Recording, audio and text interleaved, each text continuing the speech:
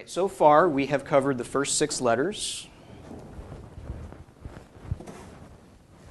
Aleph, Beit, Gimel, Dalet, He, and Vav. And we've covered 3 vowel sounds: the Kametz, the Cholam, and the Shuruk. Okay, so that's where we are thus far. Kametz, you'll recall, it's a short A sound, the Cholam a long O, and the Shuruk a long U, or U, okay, as in room.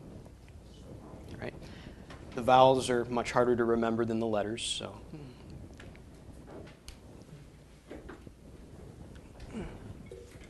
Okay, so we're on to our 7th letter today.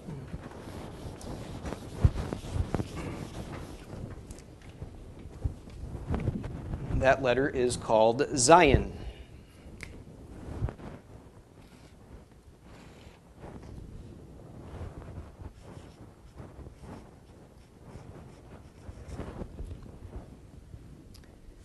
Okay. Zayin makes the sound of the letter Z, as in zebra. Being the 7th letter, its numerical value is 7.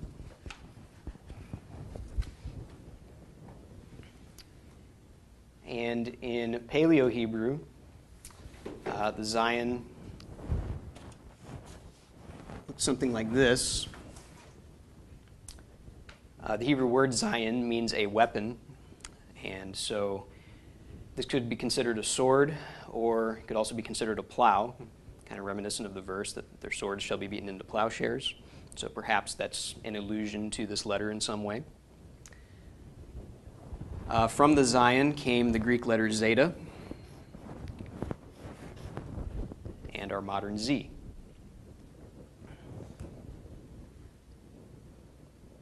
Okay.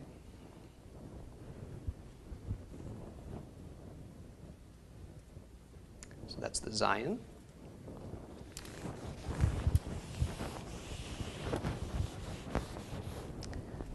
The 8th letter is Chet.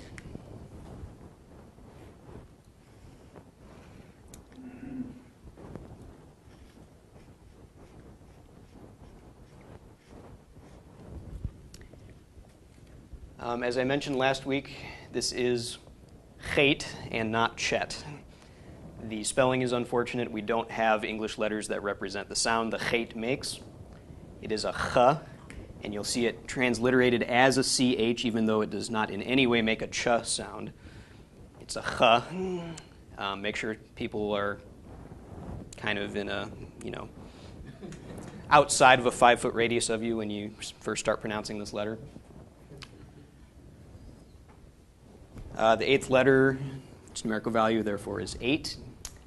One thing to pay attention to with the Chet is in the upper left, the Chet is closed. This is what differentiates it from the He, where there is a gap. Okay? So Chet and He are frequently mistaken one for the other, especially when you have real small type. So that's just something to be aware of.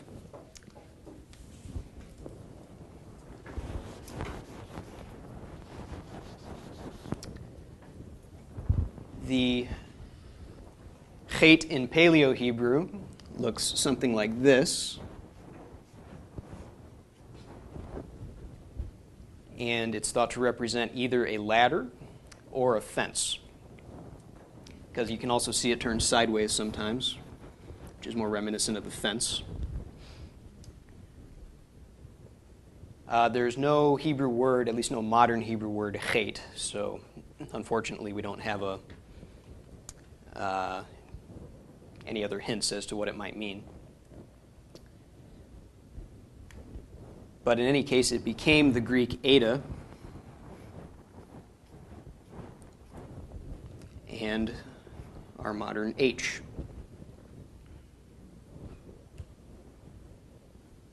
All right. Okay, with the Chet, we can introduce some new words.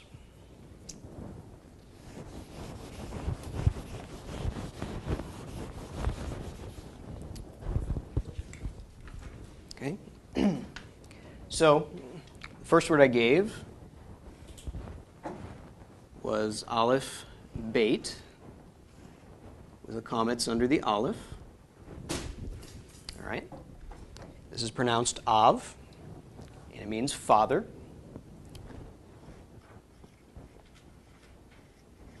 Okay. The pronunciation comes from the Aleph is silent. The comments then move to the pronunciation of the vowel underneath. So the comments makes the short A sound, followed by the Beit with no dagesh makes a V sound. In Hebrew is read right to left. Okay, so put all together, silent, ah, and then a V. So the full pronunciation is Av. Okay, which is father. All right. If we have an Aleph with the comments, followed by a Chet,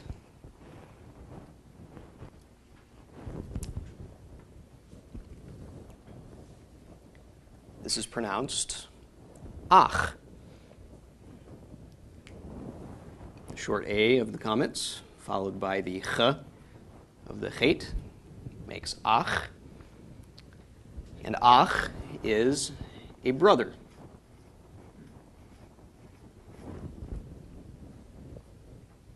So Av is father, Ach is brother.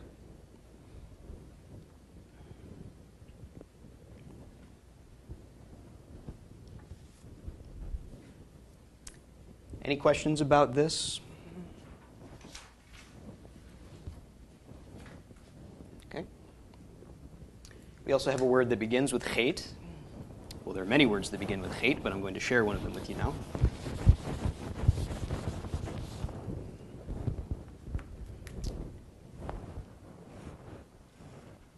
Chet, again, our comments vowel, followed by a gimel. So we have the ch of the Chet, the ah of the comments, and the g of the gimel. Altogether is pronounced Chag. And Chag is a festival.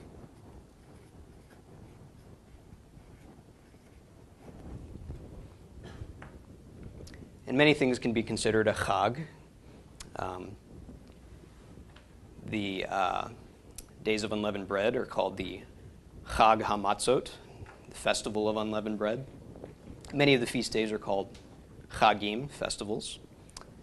And just a party in general could be called a Chag. Chanukah is a Chag. The name Chanukah means dedication, and the full name could be Chag Chanukah, although that's a mouthful. So Chanukah is not the entire name. It doesn't mean feast of dedication. It just means dedication. Yes, Chanukah on its own means dedication. So it is Chag Chanukah would be the feast of dedication in full. But in general, well, I mean, Chanukah, just like Pesach, technically Pesach or Passover refers specifically to the Passover offering. And so the full day would be called either Chag Pesach or, call it what you will, Yom Pesach, day of the Passover offering. But in short, it's just like, we would say, Easter instead of Easter Sunday. It's just, it does refer to, Chanukah does refer to the festival itself, but it's also a word that means dedication. So, okay, so Chag is a festival.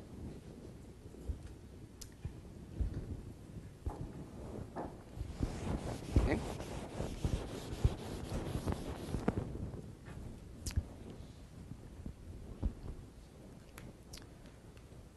All right, our next letter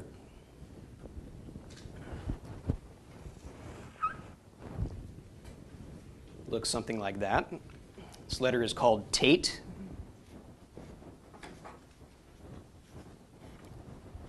And it makes the sound of the letter T. It's the 9th letter. Its numerical value is 9.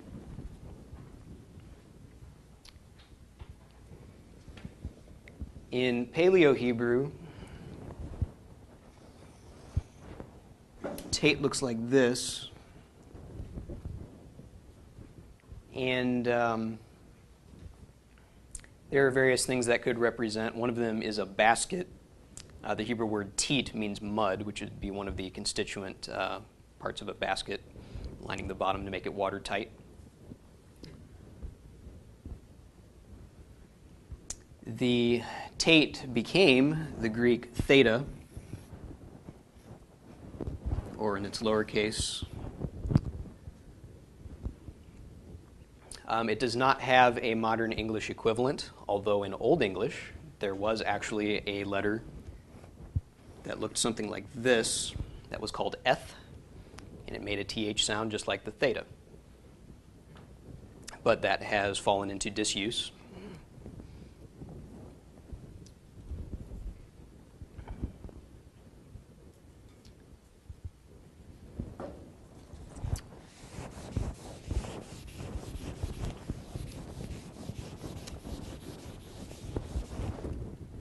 And the Tate does not appear in a great number of words, but there are a few very, very common words in which it does appear. And the most common word in which it appears is spelled Tate, Vav with a cholam, and Beit with no dagish. Okay? So this is pronounced the T of the Tate. Vav with a cholam is the vowel long O. Again, when the Vav has the cholam, it loses its consonant value, so it is not pronounced as a V. It becomes part of the vowel and becomes a long O. And then the Beit with no dagish is pronounced as a V. So altogether, this is pronounced Tov. And Tov means good.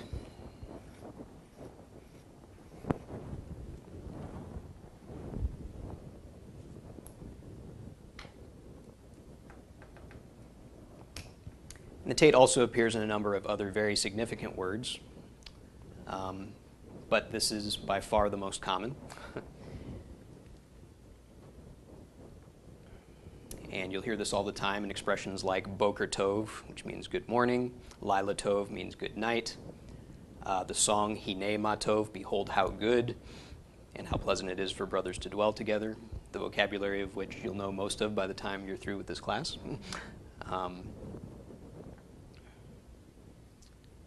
So, any questions about this word?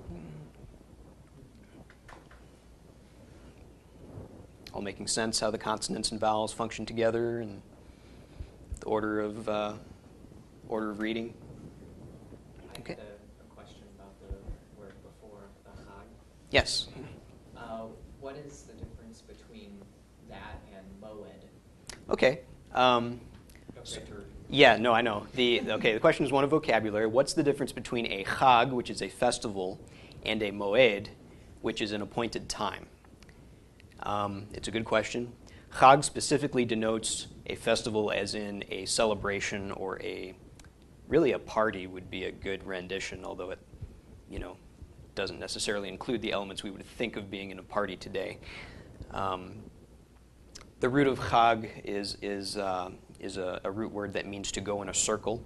So it kind of implies dancing in a circle, like the Davidic dancing they do upstairs. So, it's a festive, joyous occasion. Whereas a moed is also a chag, but that is not always the case. For example, Yom HaKippurim, the Day of Atonement, is not a chag. It is not a festival. It is not a joyous occasion, but it is an appointed time. But it is a solemn time. It is a very serious time. So that would be the primary difference. A moed would just be like an appointment, mark a date on your calendar, whereas a chag is a celebration. So A day can be both a chag and a moed, but there is a technical difference between the two.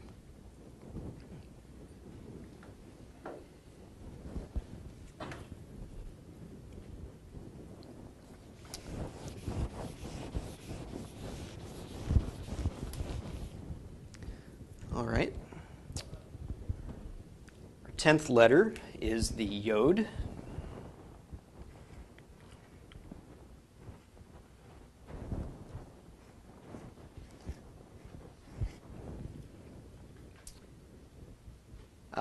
The yod makes the sound of the letter Y, as in young, the y sound.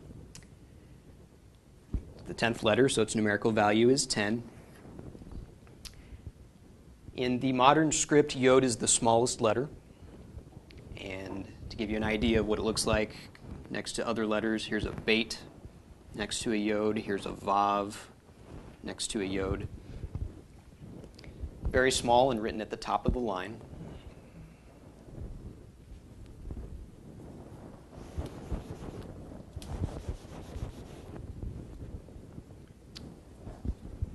The yod looks very different in Paleo-Hebrew.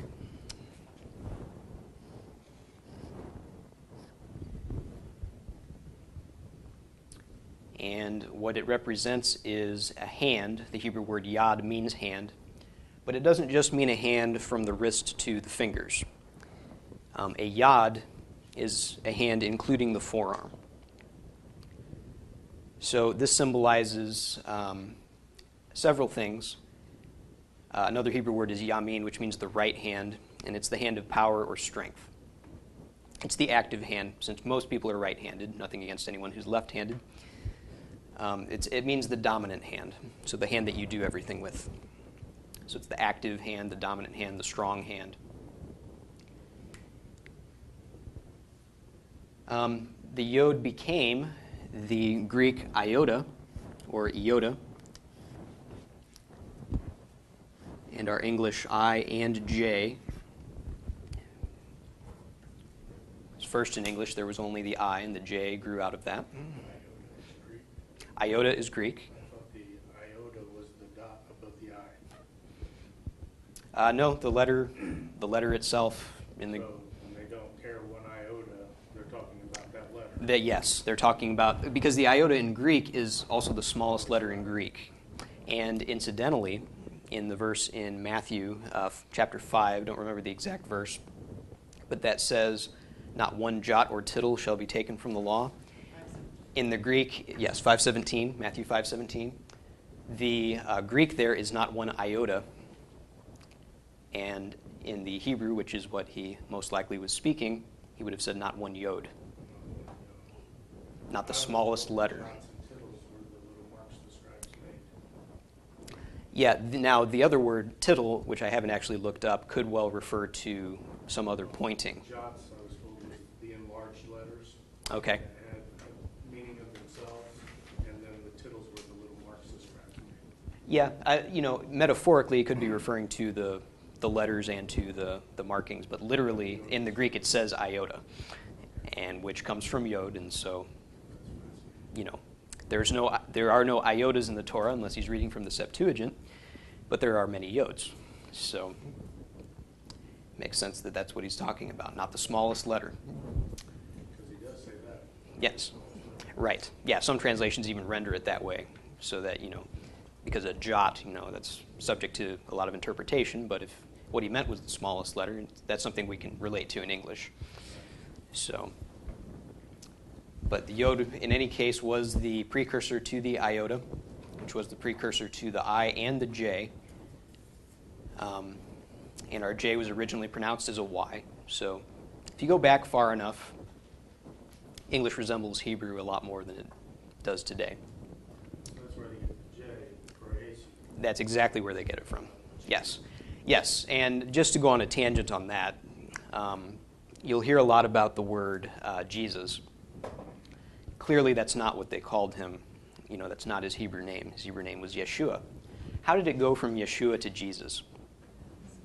Okay, that's a topic of some debate. Some people think that Jesus comes from Zeus, Some people think that it comes from sus, which is the Hebrew word for horse.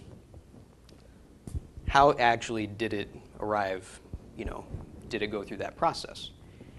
My contention is that there's not some nefarious scheme to make us pronounce it incorrectly in English, but it's actually, oh, okay, thanks. But that it's actually an honest transliteration, and what we lose is a loss between languages, not a loss between devilish intellect.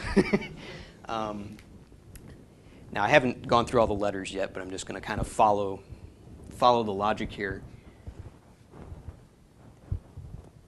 Hebrew for Yeshua, there are two options.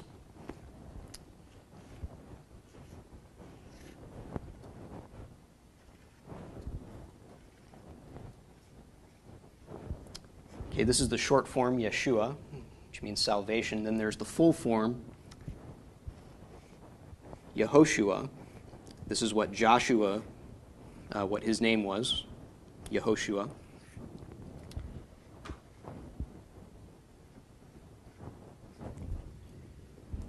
And so when this transfers into Greek, they use the best approximation they can. So to approximate the y sound, Greek combines two letters, the iota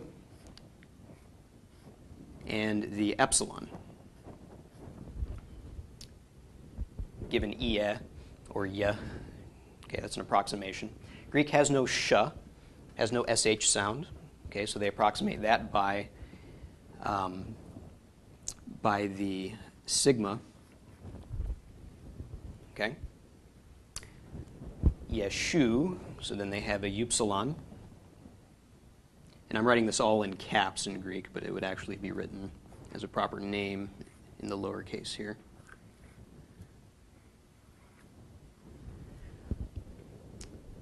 Okay, now why is there this other sigma at the end? Why is there this us? Because there's, Yeshua does not end in an S sound, so what's up with that? Well, in Greek, masculine names are denoted by a sigma at the end. That is why we have Moses instead of Moshe. Okay, Moshe suffers the same problem as Jesus. Okay, because they have the M, they have the O, but they have no sh, so it just becomes an S. Okay, they got the at the end, right? But then to denote that this is in fact a masculine name, they add an S at the end, so it becomes Moses instead of Moshe. You'll see in the New Testament the names of some of the prophets badly butchered, like Isaiah becomes Isaias. What's up with the S at the end? There's no S in Isaiah. It's denoting that this is in fact a masculine name. So the same thing happens to Yeshua or Yehoshua. This S is added at the end. There's no SH because there's no SH in Greek. And they approximate the Y sound at the beginning. Okay, so then when this gets into English, we render it something like this. Later on, the J enters, the I splits into the I and J, and then later after that, the J changes sounds. So we wind up with Jesus. Okay.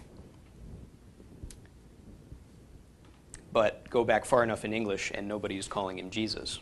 They're calling him Jesus, just like the Greeks did. All right. So it's a feature of transliteration, and it's if you've ever heard somebody who spoke a radically different language, Chinese or something like that, pronounce your name, especially if your name is multisyllable, it'll get confused pretty quick because all languages don't have the same sounds and all languages don't have the same patterns of speech.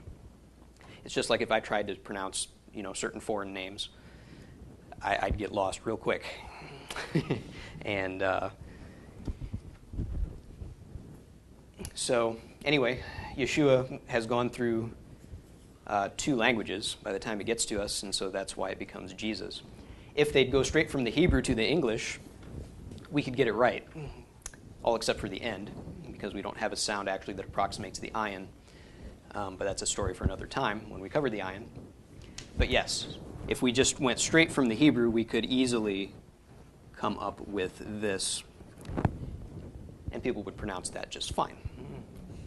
But it's because we went through Greek that we have Jesus. And the trend is that people are becoming more and more aware of this name and of the Hebrew language, and so who knows, one day perhaps this will fall into obsolescence and the majority of Christians will be saying Yeshua. I know for sure one day that the majority of Christians will. I'm just saying during our lifetime this may happen because the information is getting out there. So anyway, so I don't think this name is bad, but after being filtered twice, it's we just don't pronounce it the same as anybody who knew Yeshua would have pronounced his name. So, but anyway, I just wanted to kind of go on a tangent on that.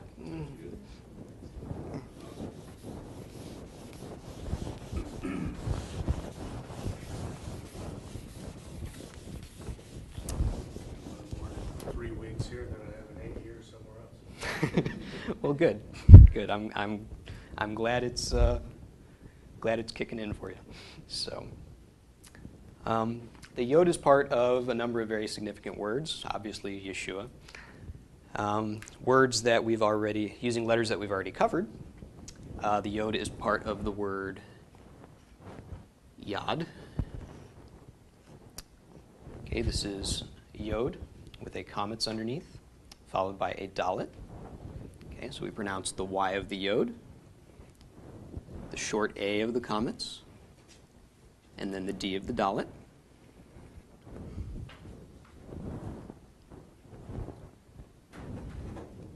Okay, making Yad. And this week I passed out a sheet that has the vocabulary that we've covered in the class thus far. So these words are all on there. Yad is a hand.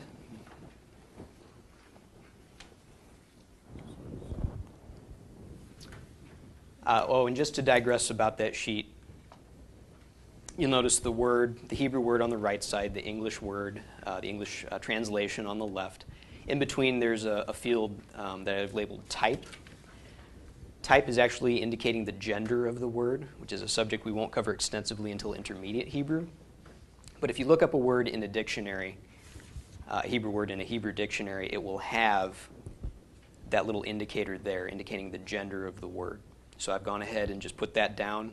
The small zayin indicates that the word is masculine, and a small nun, which is a letter we haven't covered yet, indicates that a word is feminine. So don't worry too much about that just yet. I just have it there so that later on you've got the gender along with the word in your notes.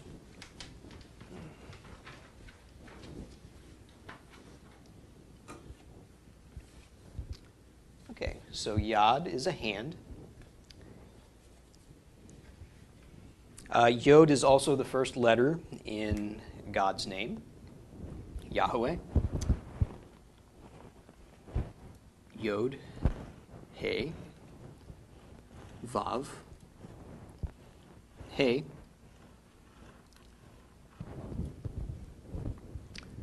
I don't have any vowels accompanying that, and that's because I don't know what the vowels are. A lot of scholars believe the pronunciation to be Yahweh. Other scholars believe that it's Yehovah, using the pronunciation of the Vav that we're teaching in this class. My personal opinion is kind of irrelevant because I don't know any more than anybody else does. So if somebody's had a dream or vision, they're way ahead of me, and ahead of any scholars for that matter. So I think Yahweh and Yehovah are both perfectly viable alternatives, perfectly viable. Yeah, Yahweh could be a potential pronunciation too. There's any number of ways to combine vowels with these letters to come up with different ways to pronounce it, and I'm sure everyone by this point has been taken and has a group advocating its use.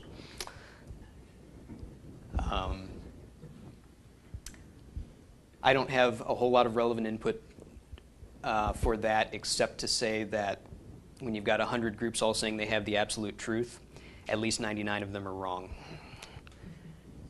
So my policy, not that it should be anybody's policy, but since I have a soapbox, I'll stand on it, is that because the pronunciation of this name has been largely lost, we've got some good guesses. If you research it, go with the best guess you can find, and don't beat anybody else up about it, because there's, a lot of other people who are just as certain as you for just as valid reasons, unless you've had a dream or vision, in which case you can contact me at theregathering.com. But I've seen a lot of arguments over this, and to say that through scholarly intel you've come to the exact conclusion doesn't seem to be a very likely scenario to me. Again, now if you found a tape recording of somebody pronouncing the name 3,000 years ago, by all means send that to me. That's of interest not only in the theological realm, but also in the scientific. So, but in the absence of that, we just don't know. So, anyway, that's my anticlimactic introduction to pronouncing the name. But this is definitely how it's spelled. There's no question about that. And at PFT, we say Yahweh, but we don't claim that that's the one and only pronunciation. When he comes back, I'm sure we'll know loud and clear exactly what he wishes to be called.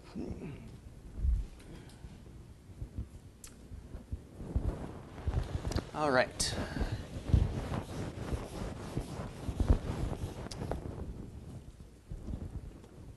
For our next word, we will need another vowel sound. So,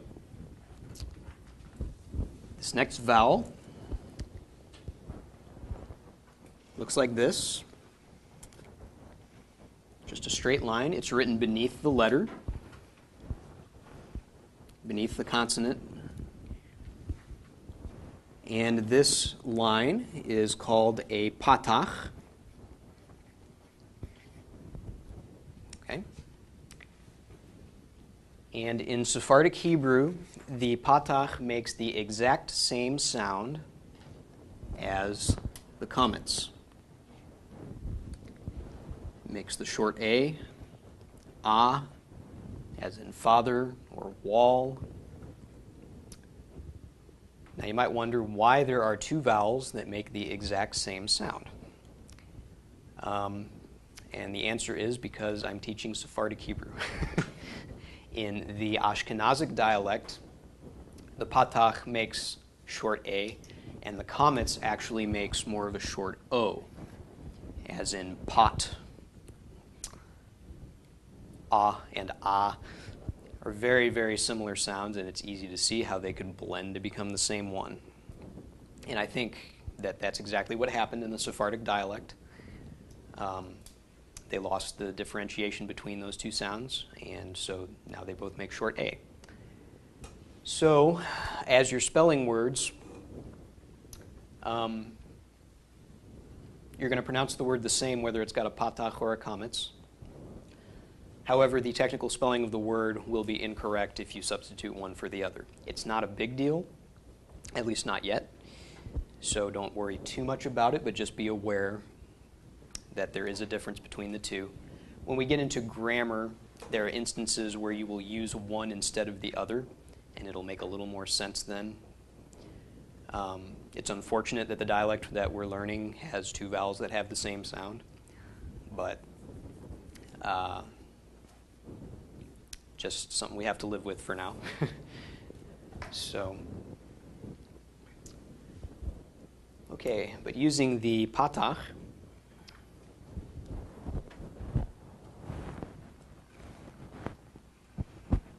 our next word is a chet, with a patach underneath, followed by a yod.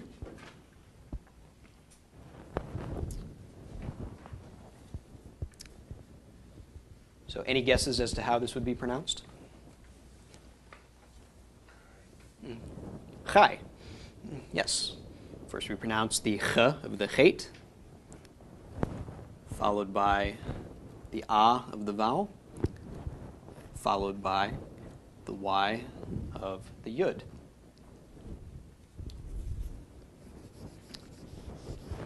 Also, a brief note about transliteration.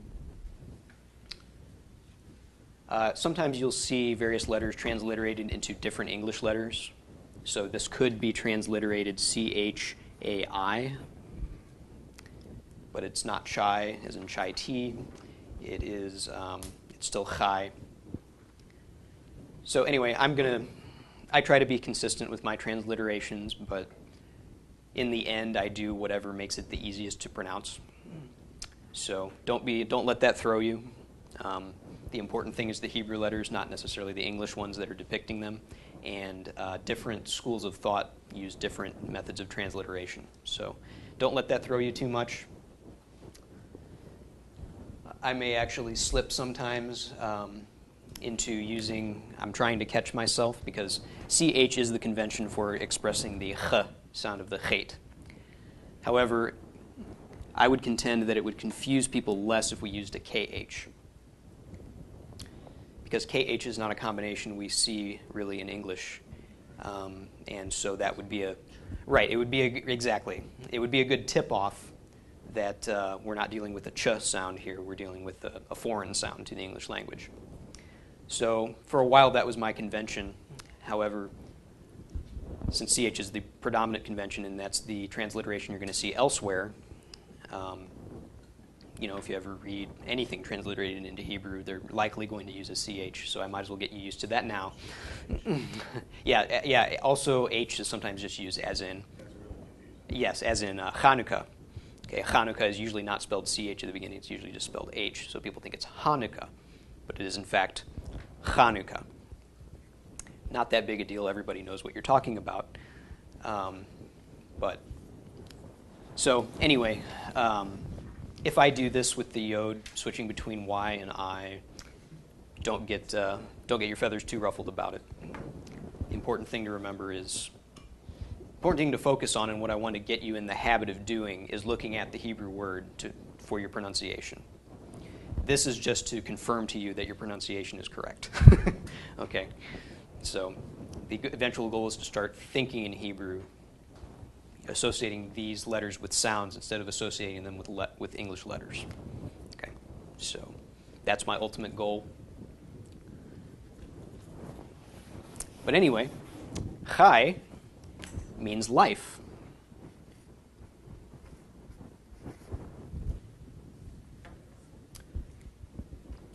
And there's actually a longer form, chayim, which also means life, but chai is a perfectly acceptable way of saying life.